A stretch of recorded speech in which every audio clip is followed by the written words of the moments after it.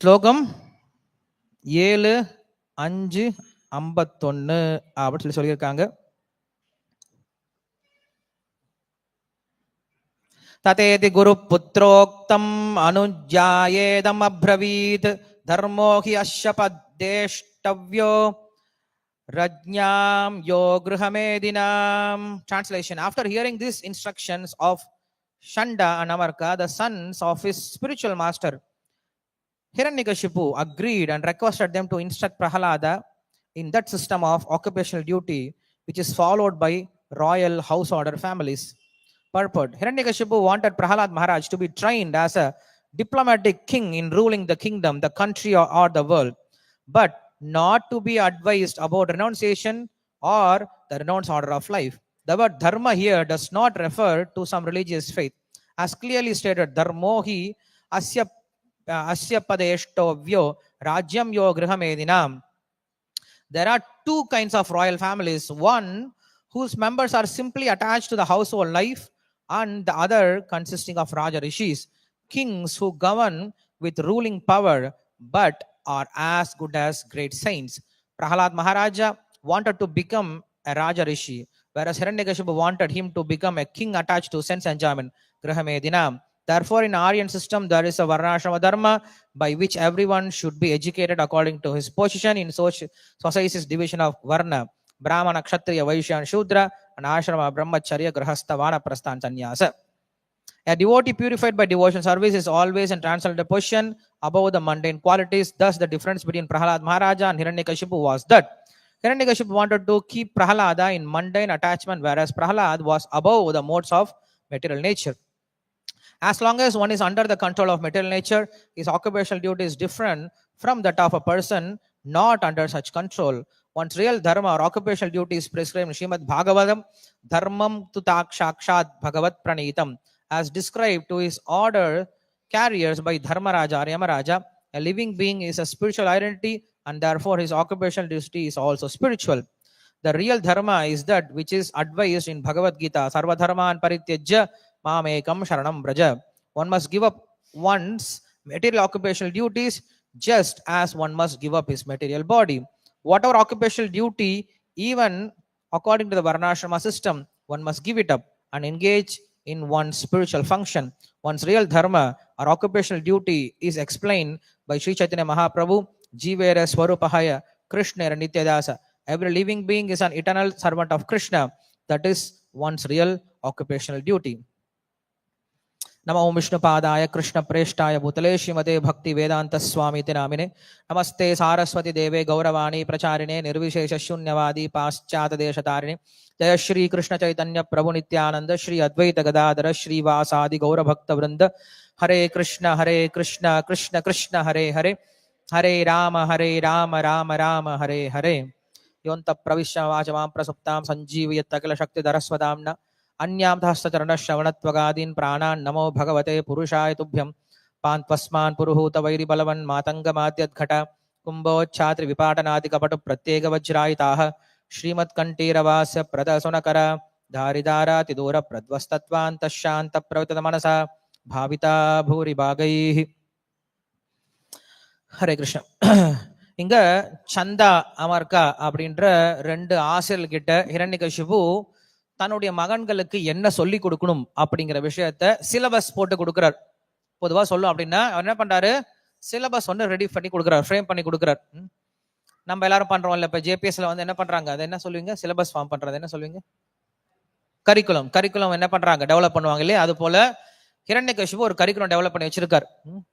அந்த கரிக்குலத்தை தான் என்ன பண்ணுமா, ஹிரண்யகசிபு கீழே இருக்கிறவங்க எல்லாருமே படிக்கணும் அப்படின்னு வச்சிருக்காரு.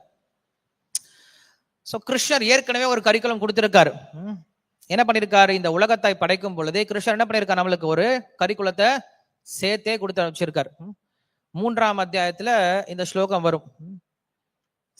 சஹயஜ்ஞா பிரஜா சிஷ்டுவா புரோவாச்ச பிரஜாபதி அனேன பிரசவிஸ்வத்வம் ஏஷவோ துஷ்ட காமதுக்கு தேவான் பாவயதாதேன தே தேவா பாவயந்துவஹ பரஸ்பரம் பாவயந்தஹ ஷய பரமவாப்ஸ்யத இஷ்டான் போஹான் ஹி ஓ தேவா தாஸ்யந்தே யஜ்ய பாவிதாக தைர்தத்தான பிரதாயைப்யோ யோ புங்தேஸ்தேன ஏவசஹ. இது லெசன் நம்பர் 1. இந்த உலகத்தில் நாம் கற்றுக்கொள்ள வேண்டிய லெசன் நம்பர் 1 இதுதான். இந்த ஃபர்ஸ்ட் கரிக்குலம். இப்ப நீங்க சொல்லுங்களேன், நம்ம குழந்தையை வளர்க்குறோம் அப்படின்னா நம்ம குழந்தைக்கு நாம கற்றுக் கொடுக்கக்கூடிய முதல் நல்ல விஷயம், நல்ல கேரக்டர், நல்ல ஒரு பழக்கம் என்னவா இருக்கும்? சாப்பிட சொல்லி கொடுப்போம் அப்படின்னு சொல்லாதீங்க. நல்ல பழக்கத்தை பத்தி கேட்கிறேன், நல்ல குணத்தை பத்தி கேட்கிறேன் நான்.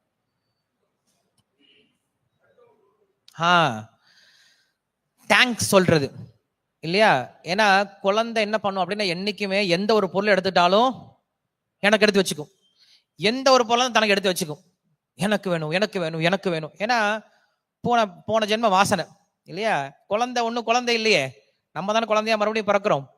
ஸோ வயசானவங்க எப்படி இருக்காங்க? எல்லாம் எனக்கு எனக்கு எனக்கு எனக்குன்னு அப்படியே நினைச்சே உயிர் போனது இல்லையா? அதே உயிர் தான் மறுபடியும் பிறந்திருக்கு. பிறந்த என்ன பண்ணிச்சு? மறுபடியும் ஆரம்பிச்சிருச்சு. எல்லாம் எனக்கு எனக்கு எனக்குன்னு எல்லாத்தையும் வாங்கி வச்சுக்குது.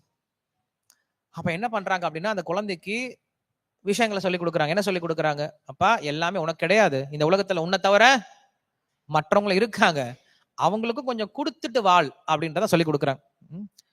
உனக்கு என்ன கொடுத்துருக்காங்களோ அதை வச்சுக்கோ, மற்றவங்களுக்கு என்ன பண்ணு? கொடுத்துட்டு வாழ கத்துக்கோ.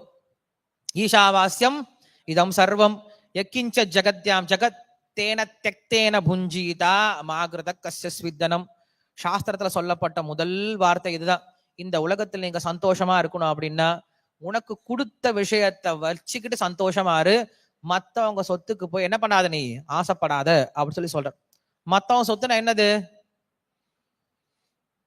எல்லாமே மத்தவங்க சொத்து தான், எதுவுமே நம்ம சொத்தே கிடையாது. எல்லாமே பகவானுடைய சொத்து தான் இல்லையா? அப்ப நம்ம என்ன பண்ணணும்? நமக்கு என்ன பிரிச்சு கொடுத்திருக்காரோ அதை மட்டும் உபயோகப்படுத்திக்கணுமே தவிர மற்றவங்களுடைய விஷயத்தை நம்ம போய் தலையிடக்கூடாது. இது செஞ்சீங்கன்னா நீங்க இந்த உலகத்துல அமைதியா வாழ முடியும் அப்படின்னு தான் நம்மளுக்கு ஈஷோபனிஷத் முதல்ல ஒரு இன்ஸ்ட்ரக்ஷன் கொடுக்குது. சோ நம்ம என்ன பண்ணலாம்? உபனிஷத்தை வந்து கர்ம விஷயமாவும் பார்க்கலாம், ஞான விஷயமாவும் பார்க்கலாம். உபனிஷத்து வந்து நம்மளுக்கு சிந்தாமணி கல்ல போல ரெண்டு விதமா பார்க்கலாம். இந்த உலகத்துல எப்படி வாழ வேண்டும் அப்படின்னு பார்க்கலாம், இந்த உலகத்துல இருந்து எப்படி வெளியில போகிறது அப்படிங்கிறதுக்கான இன்ஸ்ட்ரக்ஷன் நம்மளுக்கு உபனிஷத்து கொடுக்கும். ரெண்டு விதமா நம்மளுக்கு தேவை இல்லையா?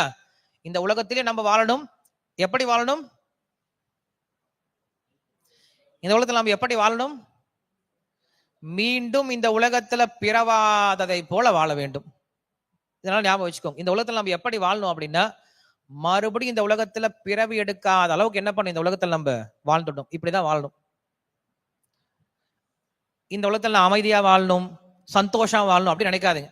இந்த உலகத்துல நாம் எப்படி வாழணும் அப்படின்னா திரும்ப இந்த உலகத்துக்கு வராம இருக்கிறதுக்கு என்னெல்லாம் செய்யணுமோ அதை செய்து வாழ வேண்டும் அப்படின்னு தான் நம்மளுக்கு சொல்றாங்க. அப்ப ஹிரண்யகசிபு என்ன பண்றான் அப்படின்னா ஒரு பெரிய சிலபஸ் போட்டு கொடுக்குறான். சொல்றான், இதெல்லாம் சொல்லி கொடுங்கப்பா, இதுதான் நம்முடைய தர்மம் அப்படின்னு சொல்லி சொல்றான். பகவான் ஏற்கனவே கொடுத்திருக்கார், இந்த உலகத்தில் நாம் எப்படி வாழ வேண்டும் அப்படிங்கிற விஷயத்தை கொடுத்திருக்கார். எப்படி வாழணுமா? நன்றி விசுவாசத்தோட வாழ வேண்டும் அப்படின்னு தான் முதல்ல சொல்லி கொடுக்கிறார். இதனால நம்ம என்ன பண்றோம்? நம்ம குழந்தைகளுக்கு சொல்லி கொடுக்கக்கூடிய முதல் விஷயம் என்னது? தேங்க்ஸ் சொல்லுங்க அப்படின்னு சொல்லி சொல்லுவோம். குழந்தை எந்த ஒரு பொருளா இருந்தாலும் எடுத்து பிடிங்கி வச்சுக்கும், எனக்கு எனக்குன்ட்டு. என்ன சொல்லுவோம்? டேய் உங்ககிட்ட தான் 4 சாக்லேட் இருக்குல்ல, ஒரு சாக்லேட் கொடுறா தம்பி, கொடுறா ஒரு சாக்லேட் அண்ணனுக்கு, கொடுறா ஒரு சாக்லேட் அப்பா கொடுறா. என்ன பண்ணுவோம்? நம்ம இன்ஸ்ட்ரக்ஷன் சொல்லுவோம். சொல்ல அந்த குழந்தை என்ன பண்ணும்? அப்படியா அப்படின்னு சொல்லிட்டு என்ன பண்ணும்? அதை கொஞ்சம் கொஞ்சமா கேட்க ஆரம்பிக்கும். அதனுடைய வாசனை ரொம்ப அதிகமா இருந்துச்சு என்ன பண்ணும்? நம்மளே டப்புன்னு போட்டு அடிச்சுட்டு போயிடும். இன்னைக்கு இருக்க குழந்தைங்களாம் அப்படிதான் இருக்கு இல்லையா? சொல்ற பேச்சு கேட்கற மாதிரி தெரியல. ஆனா குழந்தைகளா இருக்கும்போது, நான் சொல்றது குழந்தைங்களா இருக்கும்போது, இன்னைக்கு குழந்தைங்கள்லாம் பெரியவங்கள மாதிரி மாறிடுச்சு. நம்மளை விட ரொம்ப பிஞ்சிலேயே பழுத்த மாதிரி இருக்குங்க. ஒன்னும் குழந்தைங்கள மாதிரி தெரியல. குழந்தைங்கன்னா ரொம்ப வெகுளியா இருக்கணும். இன்னைக்கு வெகுளித்தனம் அப்படிங்கிறது குழந்தைங்கிட்டயே கிடையாது. நம்ம தான் குழந்தைகிட்ட வெகுளியா இருக்க மாதிரி, அப்பா உனக்கு இது கூட தெரியாதா அப்படின்னு நம்மள சொல்ற மாதிரி போயிடுச்சு. குழந்தைங்கள இன்னைக்கு அவ்வளவு தெளிவாயிட்டாங்க. நீ கிளாஸ் கேட்கறியா இல்ல அந்த பக்கம் தான் போயிட்டு வந்துட்டு இருக்கியா? கிளாஸ் கேட்க போறியா இல்ல அந்த பக்கம் தான் நடந்துட்டே இருப்பியா? அப்ப உட்காரு. ஸ்கூல்ல இப்படி எப்படியா போயிட்டு வருவீங்களா? ஸ்கூல் நடக்குது, ஸ்கூல்ல திடீர்னு எந்திரிச்சு போறது வர்றது, திடீர்னு அந்த பக்கம் இந்த பக்கம் திரும்பி பேசுறது, இதெல்லாம் பண்ணுவோமா? இல்ல ஜிக்ஸாக்கா உட்கார்ந்து இருக்கிறது, இப்படி உட்காருவோமா நம்ம ஸ்கூல்ல? பாதி பேர் முன்னாடி, பாதி பேர் பின்னாடி, பாதி பேர் இந்த பக்கம் அந்த பக்கம். சினிமா தியேட்டர்ல கூட இப்படி உட்கார மாட்டோம். ஒயின் ஷாப்ல கூட இப்படி உட்கார மாட்டாங்கன்னு நினைக்கிறேன். அவங்க கூட நல்லா டேபிள்லாம் போட்டு அழகா உட்கார வச்சிருக்காங்க. ஆனா கோயிலுக்கு வந்தா மட்டும் எல்லா ரூல்ஸையும் பிரேக் பண்ணிடுறோம். எப்படி வேணா வரலாம், எப்படி வேணா உட்காரலாம், எப்படி வேணா பேசலாம், எப்படி வேணா நடக்கலாம், எப்ப வேணா நம்மளுக்கு இஷ்டம் இருக்கும்போது எந்திரிச்சு போலாம் வரலாம்.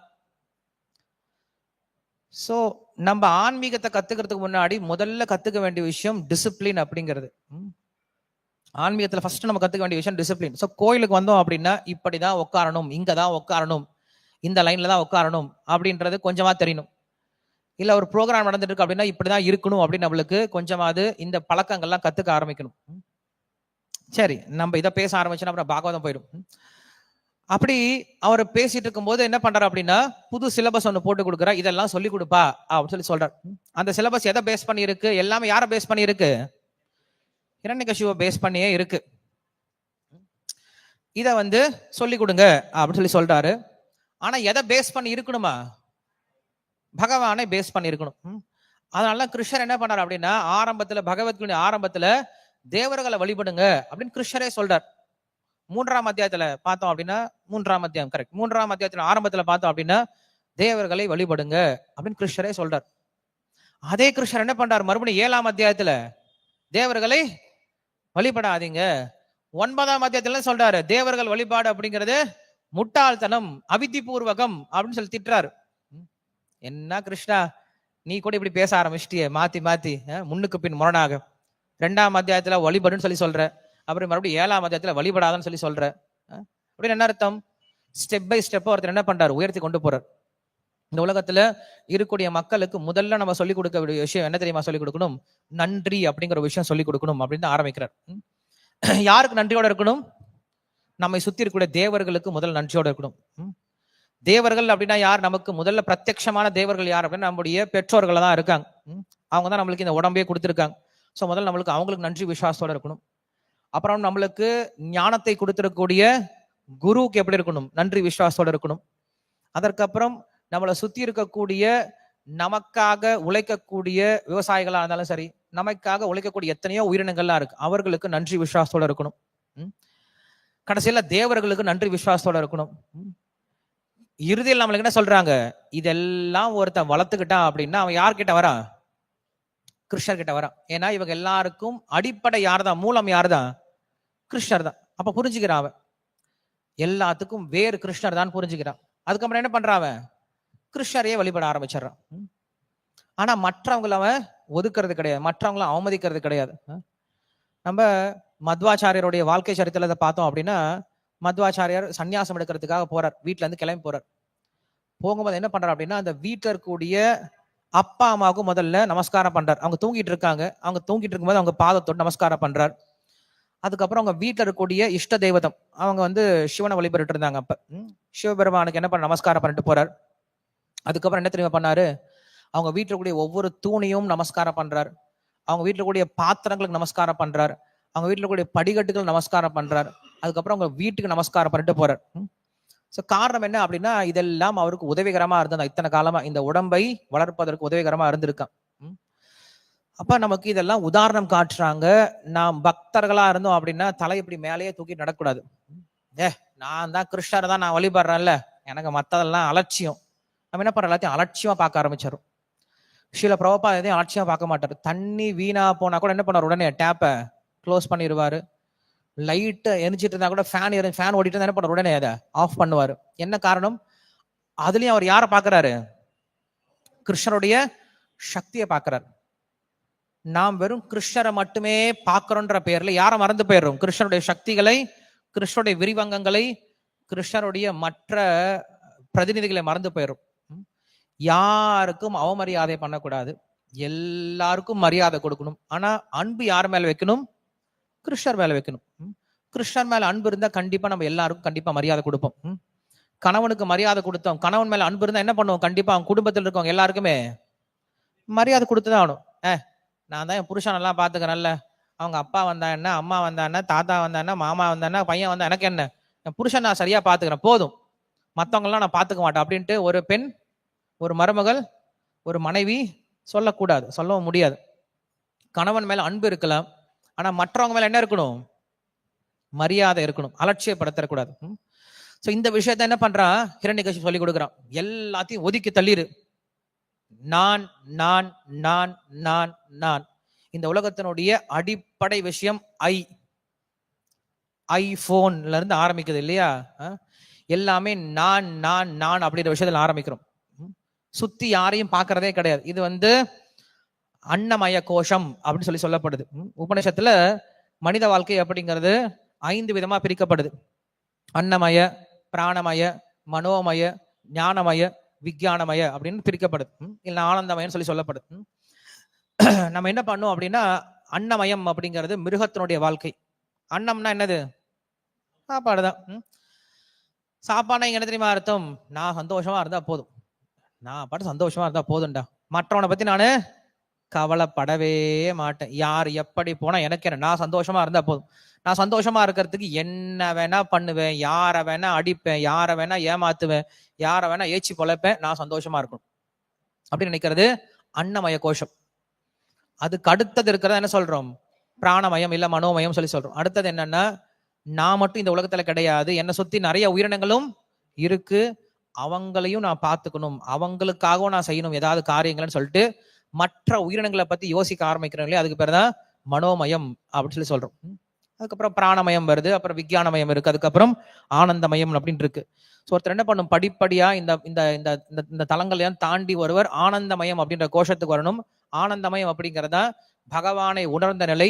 ஸோ பகவானை உணர்ந்த நிலையில அவர் எல்லாருக்கும் சந்தோஷம் கொடுக்கூடியவரா இருக்காரு, எல்லாருக்கும் பிரியமானவரா இருக்கார். சரி,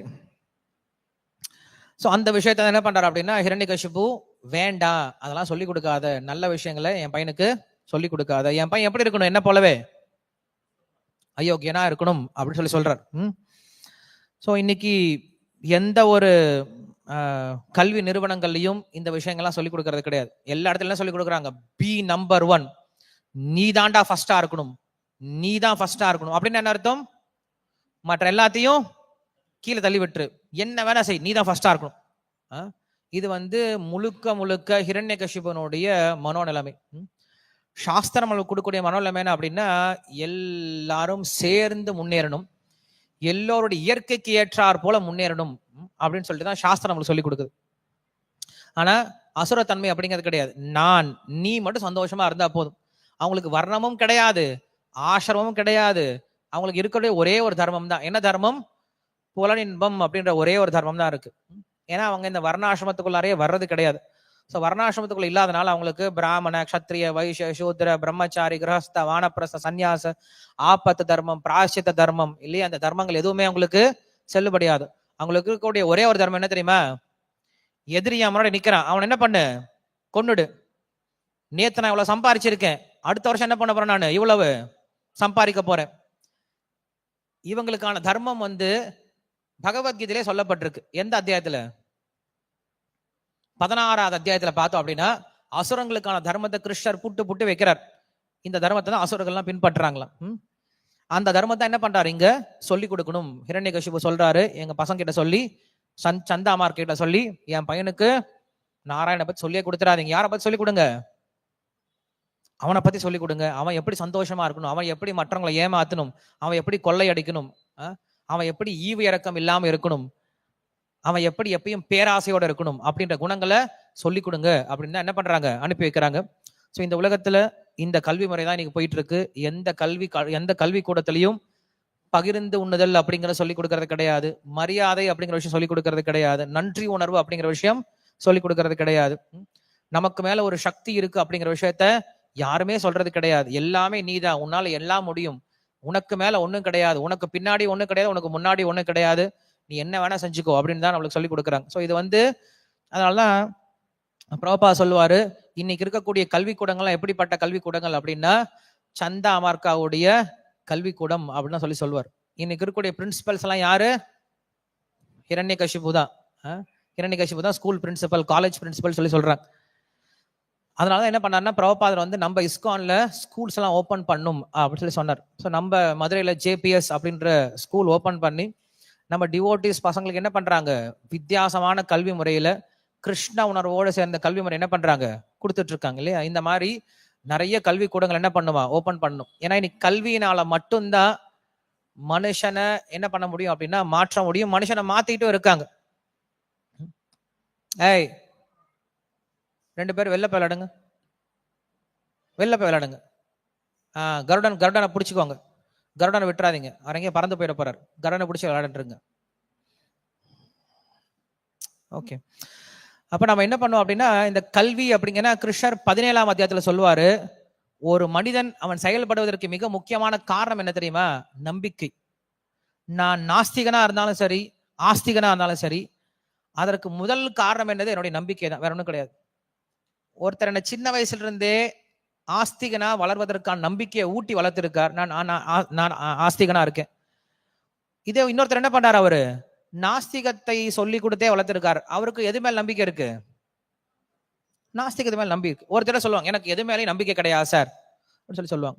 எது மேல நம்பிக்கை கிடையாம யாருமே இருக்க முடியாது.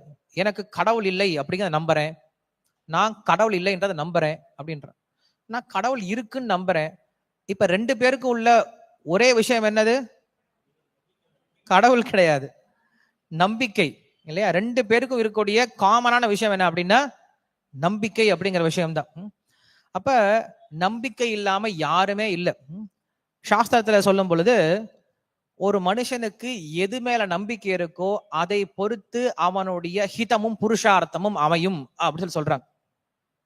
மொத்தம் 3 விஷயங்கள் சாஸ்திரத்துல சொல்லப்படும்: தத்துவம், ஹிதம், புருஷார்த்தம் அப்படின்னு சொல்லி சொல்றோம். இதை நம்ம லாங்குவேஜ்ல சொல்லணும் அப்படின்னா சம்பந்த, அபிதேய, பிரயோஜன அப்படின்னு சொல்லி சொல்லுவாங்க. இதற்கு வேற ஆல்டர்னேட்டிவ் வேர்டு கத்துக்குவாங்க. என்னென்ன வேர்டு?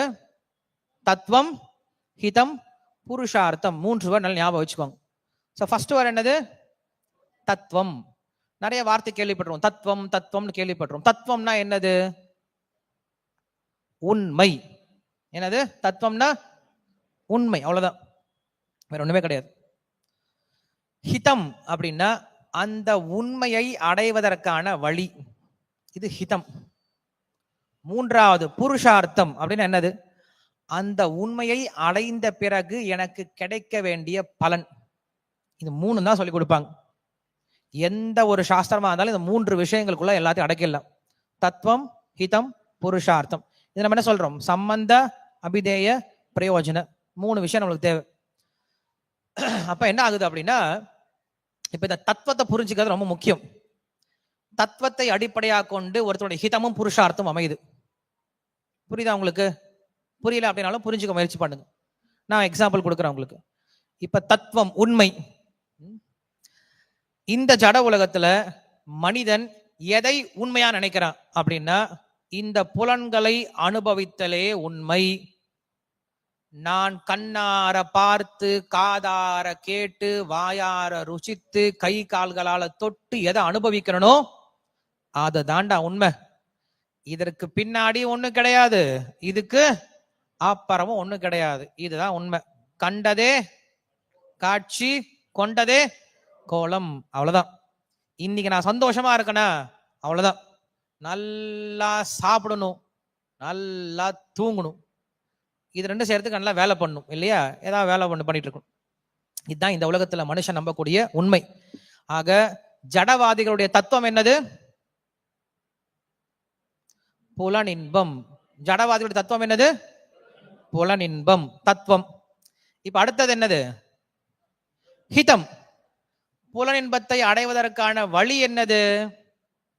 கடுமையாக உழைத்தல், இல்லையா? கஷ்டப்பட்டு உழைக்கிறது. ஏமாத்துறதா இருந்தாலும் சரி, இது என்ன வேணா பண்ணி உழைச்சிரு, ஆனா இல்லையே ஹிதம். புருஷார்த்தம் என்னது? நோக்கம் என்னது? ஹாப்பியா அனுபவிக்கணும், இல்லையா? அனுபவிக்க ஆரம்பிச்சிடறான். 3 விஷயம் தான் இந்த உலகத்துல. இந்த உலகத்துல 3 விஷயம் நடந்துட்டு இருக்கு. என்னது? முதல்ல அண்டர்ஸ்டாண்ட் பண்ணிக்கிறான். என்ன புரிஞ்சுக்கிறான்? இந்த உலகம் தாண்டா எல்லாமே. என்ன பண்றான்? புரிஞ்சுக்கிறான். வர்க்கலா, கேரளா வர்க்கலா பீச்சுக்கு போறதுதான் சந்தோஷம், கோவாக்கு போறதுதான் சந்தோஷம் அப்படின்னு என்ன பண்றான்? முதல்ல பையன் பிக்ஸ் ஆயிடுறான்.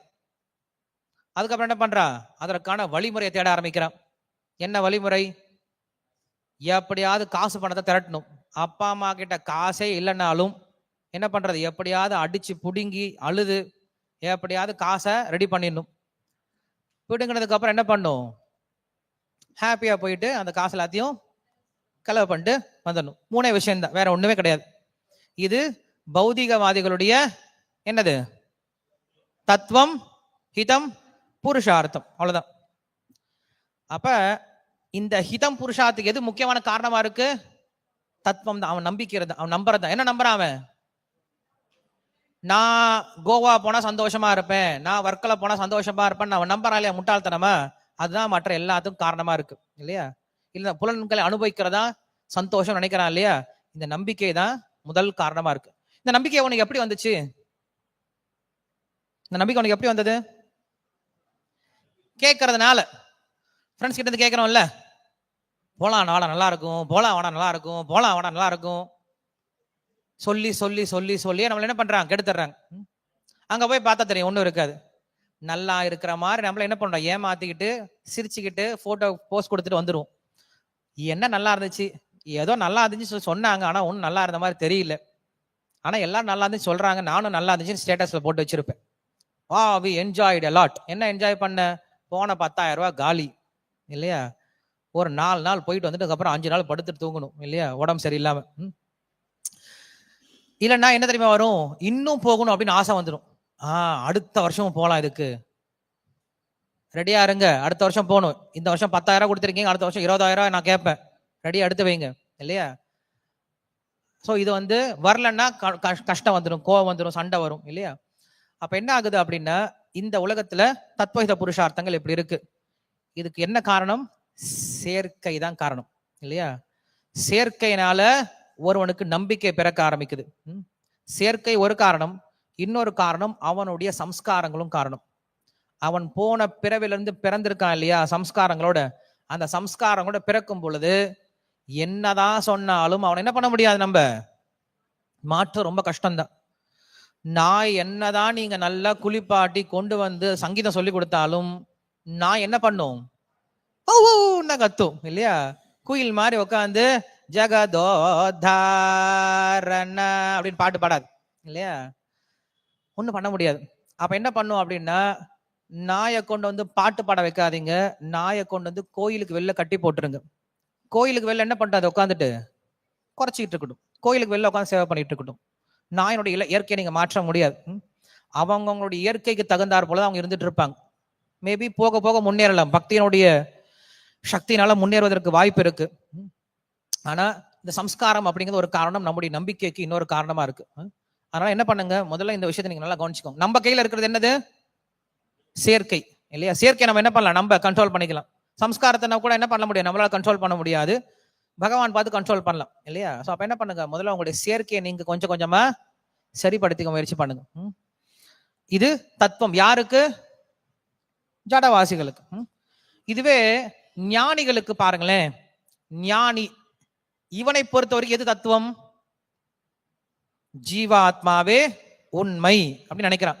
ஜீவாத்மா தான் உண்மை, அவனுக்கு இதை தவிர எதுவுமே தெரியாது. ஞானிகளுக்கு அவன் என்ன பண்றான்? ஹிதம், இந்த ஜீவாத்மாவை அடைவதற்கான வழிமுறை என்னது அப்படின்னு சொல்லி சொன்னோம்னா, அதுக்கப்புறம் என்ன பண்றான்? அவன் ஞான யோகத்தில் ஈடுபட ஆரம்பிக்கிறான். சாஸ்திரங்களை படித்தல். ஞானிகள் என்ன பண்ணுவாங்கன்னா, சாஸ்திரத்தை படிச்சுக்கிட்டே இருப்பாங்க. சாஸ்திரத்தை என்ன படிப்பாங்க? நீ உடல் அல்ல ஆத்மா, நீ உடல் அல்ல ஆத்மா, நீ உடல் அல்ல ஆத்மா அப்படிங்கிற இந்த மாதிரி வரக்கூடிய வாக்கியங்கள் இருக்கு இல்லையா? இதை மறுபடியும் மறுபடியும் மறுபடியும் மறுபடியும் ஆவர்த்தனை பண்ணிக்கிட்டே இருப்பாங்க. தத்துவமசி தத்துவமசி தத்துவமசி, அஹம் பிரம்மாஸ்மி அஹம் பிரம்மாஸ்மி அஹம் பிரம்மாஸ்மி, சர்வம் கலமிதம் பிரம்ம சர்வம் கலமிதம் பிரம்ம. இதுதான் உங்களுக்கு ஹிதம். இப்ப நம்மளாம் ஹரே கிருஷ்ண மந்திரம் சொல்றோம்ல, அவங்களுடைய மகா மந்திரம் என்னதா? இதுதான் அவங்க மகா மந்திரம். தத்துவமசி தத்துவமசி தத்துவமசி தத்துவமசி, நான் தான் ஆத்மா நான் தான் ஆத்மா நான் தான் ஆத்மா நான் தான் ஆத்மா ஞாபகப்படுத்திக்கிட்டே இருப்பாங்க. ஏன்னா அவன் தான் என்ன நினைக்கிறான்? இந்த உலகத்துல எதுதான் உண்மை? ஆத்மா தான் உண்மை. அப்ப ஆத்மாவை உணர்வதற்கான வழி என்னது? மறுபடியும் மறுபடியும் ஞாபகப்படுத்திட்டே இருக்கணும், வேற ஒன்றும் கிடையாது. ஆத்மா சீக்கிரம் மறந்து போயிடுவான், ஞாபகப்படுத்திட்டே இருக்கணும். இதனால உனக்கு என்ன கிடைக்குது? புருஷார்த்தம் என்ன கிடைக்குது? மோக்ஷம், மோக்ஷானந்தம் அப்படிங்கிற ஒரு விஷயம் கிடைக்குது. கைவல்யம் அப்படின்னு பேரு சொல்லுவாங்க. அதுக்கு பேர் மோக்ஷம் சொல்ல மாட்டான், கைவல்யம் சொல்லி சொல்லுவோம். கைவல்யம்னா என்னது? பிறப்பு இறப்பு முதுமை நோய் அப்படின்ற 4 துன்பங்கள் என்ன பண்றான்? விடுதலை அடைகிறான். உண்மையில அந்த 4 துன்பங்கள் நம்மளுக்கு கிடையாது. ஆனா இந்த உடம்புல இருக்கும் போது இந்த ஆத்மாவுக்கு இந்த 4 துன்பங்கள் இருக்கிற போல தோணுது. ஆனா ஒருவன் இந்த ஆத்மாவை உணர்ந்துட்டான் அப்படின்னா அவனுக்கு இந்த உடல்ல வரும் பொழுது இந்த உடலை அவன் என்ன பண்றான், ஜீவன் முக்தனா மாறி போயிடுறான். இந்த உடல் அவனுக்கு நோய் வரும்போது என்ன பண்றது கிடையாது, அதை பெருசா பொருட்படுத்த மாட்டான்.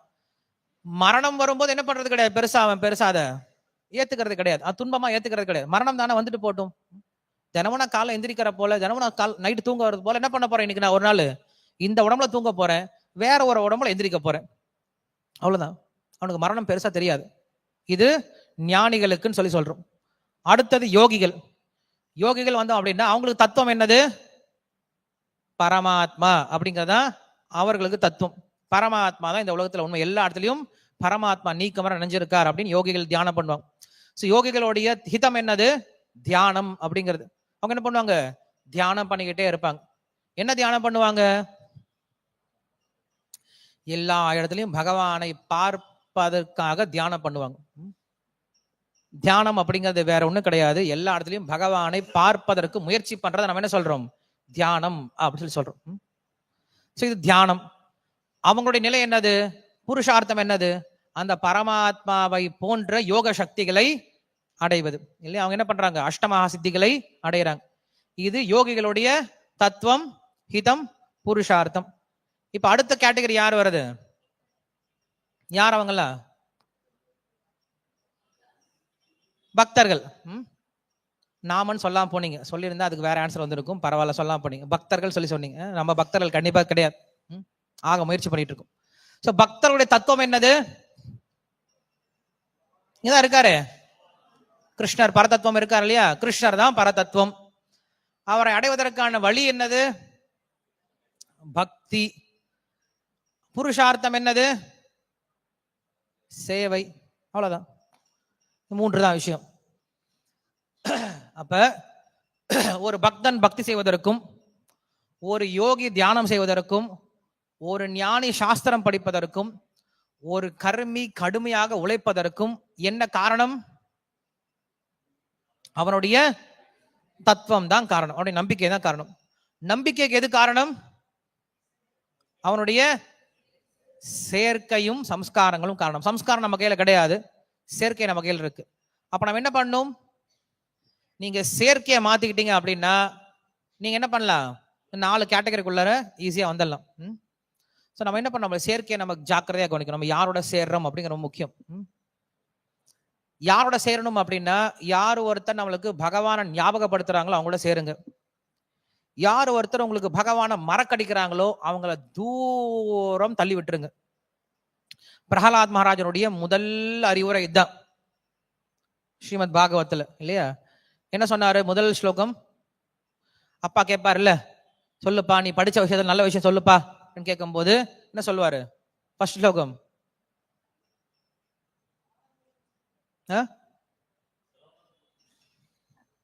நம்ம யாரும் ஸ்லோகம் ஞாபகம் இல்லை, எனக்கு ஸ்லோகம் ஞாபகம் இல்லை, உங்களை நான் கேட்டு சமாளிச்சுட்டு இருக்கேன், எனக்கு ஃபர்ஸ்ட் வேர்ட் ஞாபகம் இல்லை. சரி, எனிவே என்னமோ வனம் கதோயம் ஹரிமாஸ்ரயேத அப்படின்னு அந்த ஸ்லோகம் முடியும்.